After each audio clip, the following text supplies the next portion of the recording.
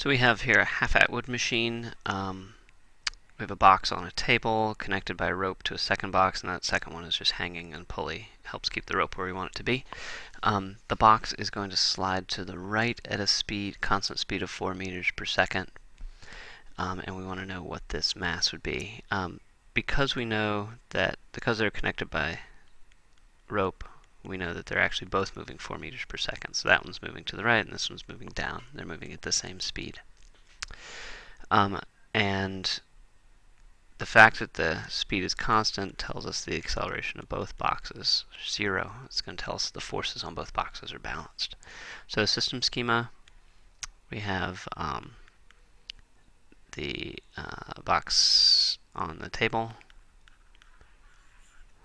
We have, I'm going to call that the earth/table.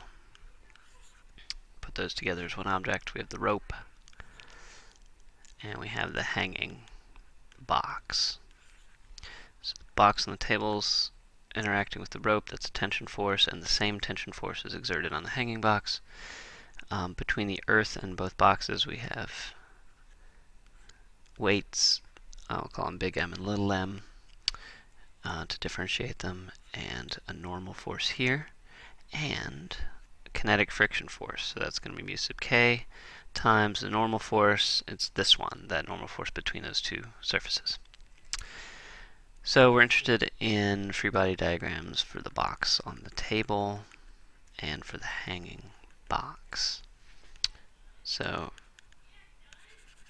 for the box on the table,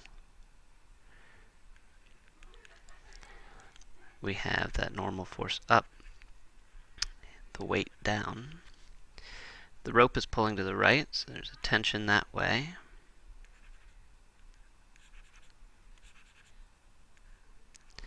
And there's a kinetic friction force this way that we know balances it because we said the acceleration is 0.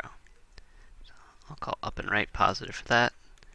Write some F-net equations. So tension to the right, kinetic friction there. We know it equals 0 because the forces are balanced in the y dimension, and up and mg down. And again, we know those forces are balanced. For the hanging one, it has an mg down that has to be balanced by the tension. So I'm just assuming at this moment that the hanging one is less. It might be more. We don't know yet. So the most important things, though, are that these two balance, and that this tension length is the same as that tension length. That's about all we can tell right now. Direction of positive when you're dealing with this rope, you want to make the direction of positive follow the rope, because if things are accelerating, it'll mess you up if you don't. So it's a good habit to get into. So I used to the right positive for the box on the table.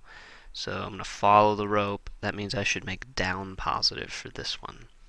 Because if they're accelerating to the right, let's say, if this one's accelerating to the right, then that one would accelerate down. So I want right and down to have the same sign. They should both either be positive or both be negative.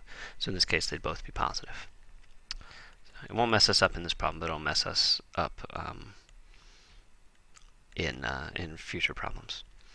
So that means I have mg in the direction of positive and t not in the direction of positive. That's going to equal 0. Okay, so now we need to solve for some things. We know this mass, we know mu sub k, so you can plug in some things if you like. So t is going to be mu sub k times n. I don't know what the n is, but I do know that n minus 3 kilograms times 10 newtons per kilogram equals 0 from this F-net equation. So that tells me that n is 30 newtons, which will tell me that the tension is 0.4 times 30 newtons, or 12 newtons. So now I know how big the tension is, and I know that the tension and the weight have to be equal. So I'm going to solve for my mass. It's my tension divided by g.